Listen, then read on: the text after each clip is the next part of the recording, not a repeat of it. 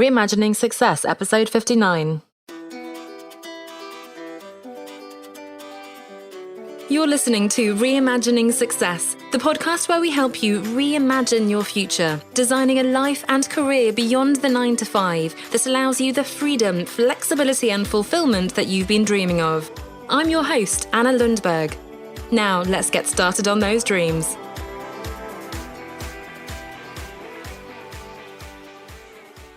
Hello there and welcome back as we continue to reimagine success in 2020 with a review of 2019 and a plan for the new year 2020, specifically now in your business. Now, I want to really help you to set yourself up for success in your business in the coming year and beyond. And I want to make sure that that success reflects not just financial rewards, not that conventional definition of success, but also meaning and personal achievement. And of course, this time of year is a great moment to do that. So although it is a bit of an arbitrary date in the calendar, the new year really does provide a great opportunity to reflect on where we are and where we want to get to. And in fact, we should be doing this at least once a year, but also really every quarter. It's something that we're doing now in the new Business Accelerator. We'll be doing a quarterly business review of where we are, where we've gone wrong, perhaps where we've done well the last 3 months, and then planning ahead to the next 3 months. So if that's something you'd like support with, you can apply to the next round at onestepoutside.com/accelerate, onestepoutside.com/accelerate. But let's look then at doing this annual review. Now, a while ago, I saw a question in one of the Facebook groups I'm a member of where somebody asked, at what point did you feel that you'd made it? And I found that to be a really interesting question because when you're first setting up your business, then the step you've taken, even just to make that decision in the first place is a massive achievement.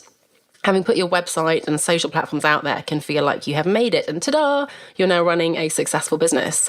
But quickly you'll realise, as I did, that putting up a website does not mean that you have customers and clients lining up at the door. It doesn't mean that you're running a successful business. And at that point, making it becomes getting your first client, or maybe your first 5 or 10 clients, making your first 1K, whatever it is.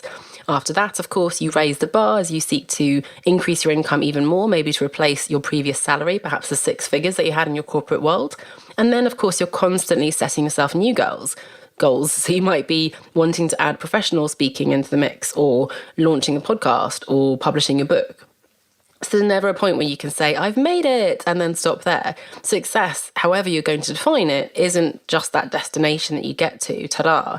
It's more meaningful if you think about it as a number of milestones, the journey, the process of learning, growing and achieving as you go. But of course, the only way you can do that, the only way you will achieve those milestones and goals is by defining what those goals are and then working out what you need to do to make them happen. So having no goals at all means you're just going to let yourself be taken by the conveyor belt towards that default future that you're not in control of. And specifically in business, it means you'll be at the mercy of whatever client or project happens to come your way. And you're going to miss out, especially on those long-term ambitions, the big dreams that won't happen unless you sit down and say, this is what I want to do, and then take action towards those goals. So first of all, doing an annual review is really important for setting the goals in the first place, and then checking in on whether you've achieved them or not. And of course, if you haven't, then you can either adjust the goals, you can adjust the actions you're taking, or if you think that you have been doing everything you should have been doing, but still not seeing the results, you may want to change the strategy as a whole. A second important part of doing the annual review, and it's something I must admit I'm not very good at, is to celebrate how far you've come, because it's so easy to be constantly moving on to the next thing, and forgetting that just last year you would have been thrilled to be where you are today. So celebrating your wins and also learning from your mistakes and failures is a critical part of doing this annual review in your business. Okay, so let's get to work. Now, this is going to be a super speedy review. I would recommend that you pause and take more time to reflect throughout the session, because I'm not going to be leaving long silences for you to work through this at the moment, but I would love for you to grab a notepad and pen. You can pause me in the meantime and jot down your first answers, and then come back later on to flesh out that sort of initial gut reaction with more thought. But do take the time now and or later to really reflect on these questions. Again, not to rush into taking lots of crazy actions in your business in this year, thinking, I've got to get money, I've got to get the clients and so on. Because if we're moving in the wrong direction, then, there's no point. We're just wasting that time. So I know it's difficult. Try to be patient, try to hold yourself back and spend this quality time on doing this review now, and hopefully take a couple of hours later on as well. Okay, so I'm going to ask you first few questions and for you to, again, jot down your gut response, your instinctual answer, and then come back later on. But the first question I want to ask you, and I love this question, is what did you create? So what have you generated this year? How many blog posts have you written? Podcast episodes you've recorded and published? Videos you've recorded? Live streams maybe you've done? Maybe you've written books, articles, even just social media posts, emails you've sent. Because although it's the end result that matters, of course, we want clients and income and so on, the actual sales and clients is only one part of the puzzle, and we don't have a complete control over that. What we do have control over is the input, the effort you've been putting in, hopefully consistently over the year, and that's a massive achievement and is the first step to getting the results as well. So first of all, what did you create? Secondly, then, what worked well? Hooray, this is a positive question to ask. So what did you achieve out of the goals you set yourself at the beginning of the year, if you did set goals? What went especially well this year? What were the highlights for you? And maybe be even more specific. So what was the one thing that you're most proud of? Did you finally get your website up if you're early on in the business? Did you finally publish your first blog post? Or if you're further along, maybe you published your book. Maybe you got the number of clients or you exceeded your client target. Maybe you hired a first team member, so you're beginning to outsource, which is very exciting too. Or maybe you've really done well in terms of work-life balance. You've taken a first proper holiday when you didn't check your emails and so on, because that's an achievement too. So what worked well? And of course, we do need to look at the other side of the coin, which is what didn't work so well. So what goals did you not achieve? Or where didn't you do as much as you would have wanted? Where did you go wrong? And we're not looking to criticise or judge here, but more to assess sort of objectively so that we can change things for the new year. So you need to really understand, is it that the strategy was something that would have worked well, could have worked well, you just didn't implement the plan that you had? Or did you do exactly what you planned? You did everything consistent, you did everything perfectly, and you didn't get the results. Because understanding what's worked, what hasn't worked along that process will help you to know, is it the strategy that needs tweaking? Is it the plan? Or is it just that you haven't had the discipline to execute the strategy and the plan? And maybe there's one big disappointment you can point to that you really want to achieve this year, but you weren't able to. And that's going to be important for planning for next year. Either to say, you know what, I don't want to do that, it's obviously not a priority for me, or to go, no, this is the year, 2020 is the year when I'm going to do this. So that's the first piece of the puzzle. And I did say I would go through this very quickly. I did warn you. So the first session of looking at 2019, what did you create? What worked well? And what didn't work so well. So if you want to, you can pause now and reflect more on those questions, but otherwise we'll plow on ahead into the next session, which is to look at the Ikigai. Now, your Ikigai is a model that I talk about quite a bit. You may have heard me talk about it before, and you may have seen the Venn diagram, the 4 intersecting circles floating around the internet somewhere. And this is a Japanese concept from the island of Okinawa, which is all about your Ikigai, which is loosely translated as your reason for being, your reason for getting out of bed in the morning.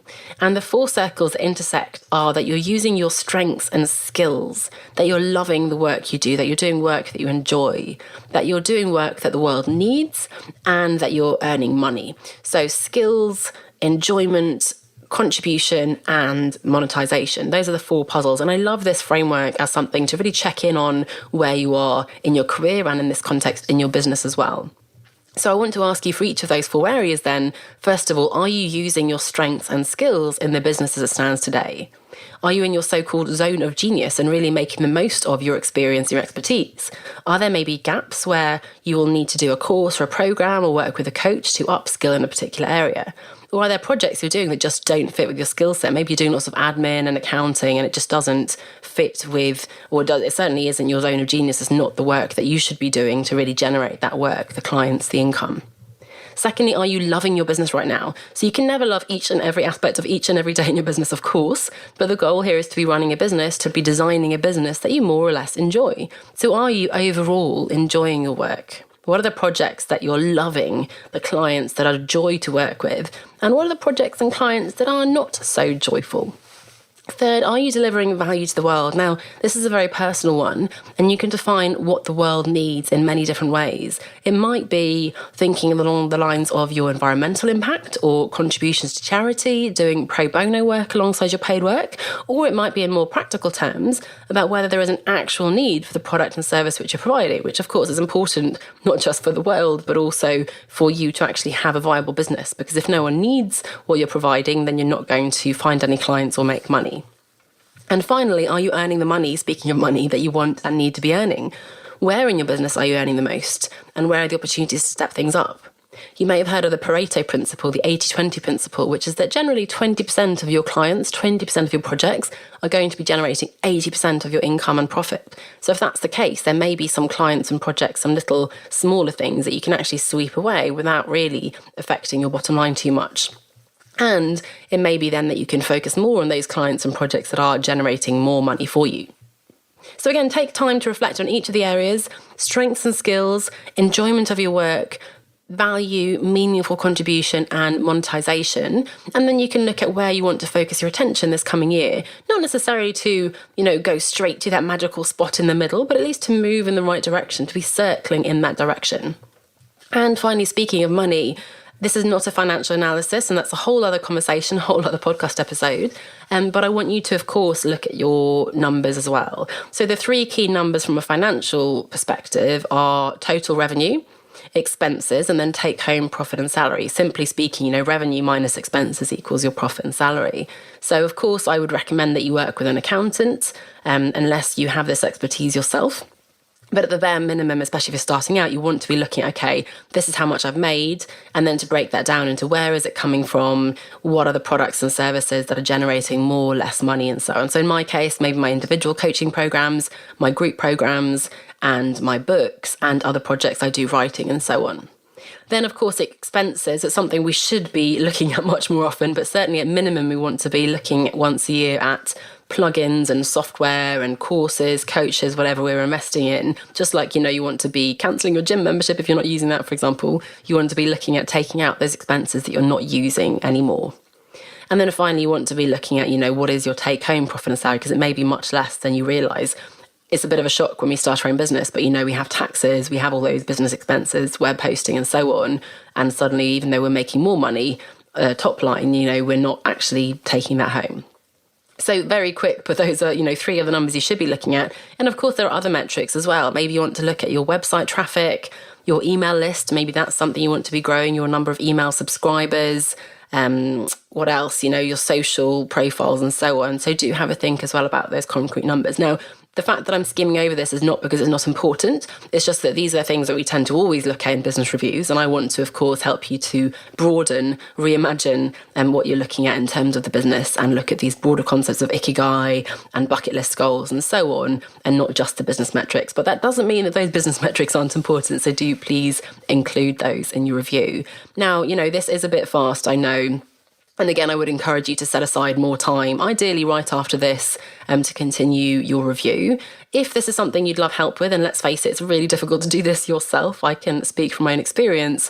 We are doing this again in the Business Accelerator, the Outsiders Business Accelerator. So you can apply at onestepoutside.com/accelerate, onestepoutside.com/accelerate to join us as we do a quarterly goal setting and business review. And that's a really fantastic opportunity to do that together in a group. Okay, so that's 2019. So zooming into 2020.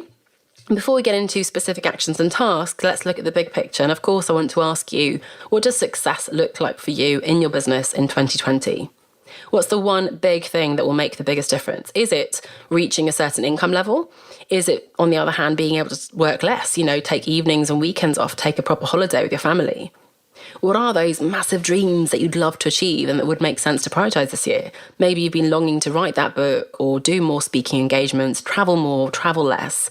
Maybe you've been working one-to-one and you want to move into one-to-many, leveraging your time, not just, working hour by hour and being paid contractually or freelancing, but having some products, leveraging your time better and doing so-called passive income stream. Of course, nothing is ever passive, but moving that direction. Do you want to or need to take out time for the business for maternity leave or parental leave or some other personal situation? So think really bucket list goals, dreams, but also more logistical, practical aspects of running the business. So, it could be publishing your first book, it could be going down to 4-day work weeks, taking Fridays off, it could be a new income stream, but really think of the big picture of what would a successful business year look like for you in 2020. And then finally, a more practical piece, which is something we used to use in my corporate days at Procter & Gamble, which is using the traffic light system of stop, start, continue. You can absolutely use red, orange and green pens to make it more fun, or highlighters for your notes. And again, of course, I encourage you to pause, come back to this later on, make sure you're spending time on this. But you want to look at the things you want to stop, start and continue from 2019 into 2020. So first of all, of course, things you want to stop. So things that aren't really working. What have you been doing consistently that really isn't making an impact?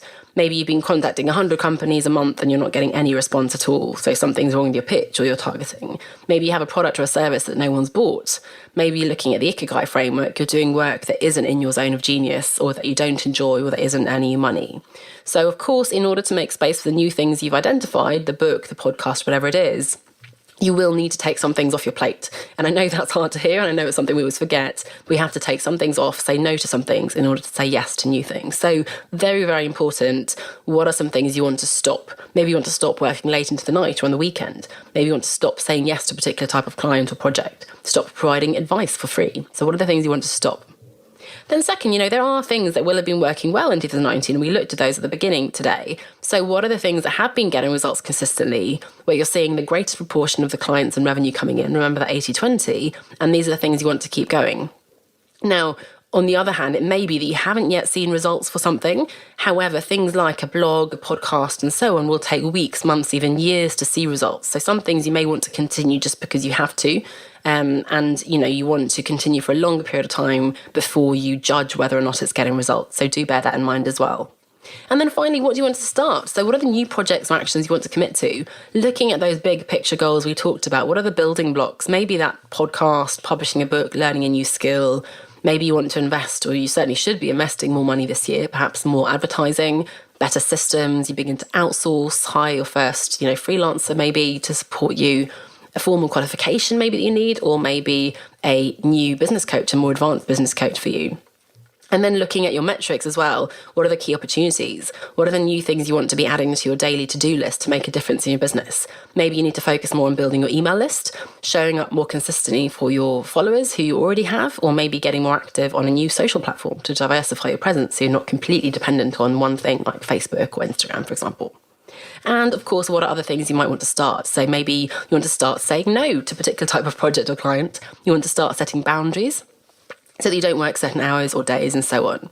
So again, really, really quickly going through this, but what are the things you want to stop, start and continue? And do please come back to this later on again. And it's just a really useful way to make sure that you're not doing work that isn't making a difference and you are making space for those new things, and also not stopping things that actually have been working really, really well. So you continue those things into 2020. So there we go, a super speedy business review, helping you to look at what success looks like, where you are in your Ikigai, what's worked well, what hasn't worked so well, and what you want to stop, start and continue. Now, again, if this is something you'd love to work with me on, either individually, by the way, or group, do have a look at onestepoutside.com/accelerate to apply to the Business Accelerator. We do this every quarter now, this year, onestepoutside.com/accelerate, and you can apply to the Business Accelerator and join us next round. Or, of course, you can get in touch and we can get on a phone call to talk about individually how I can support you as well. But I hope that was a useful reminder, a kick in the right direction if you haven't quite spent the time that you should have or wanted to on your business. And I hope this gives you a bit of a platform, a few different perspectives on what you can look at in your business to move forwards and make it your best year yet in 2020, which is something we'll be looking at very, very soon here on the podcast too. So thank you so much for listening. Best of luck with your review, and I will see you back here next week. Bye for now. Have you set yourself ambitious goals for your business and you now recognise that you'll need mentoring from someone who's been there, done that, and can guide you to focus on the right priorities? I can help you clarify your vision and get the foundations in place for long-term success. Get clear on your messaging and build a strong brand proposition, and improve your work-life balance as you achieve your business goals without sacrificing your health and relationships to do so. Apply for a free consultation at onestepoutside.com/free consultation. I look forward to hearing about your goals.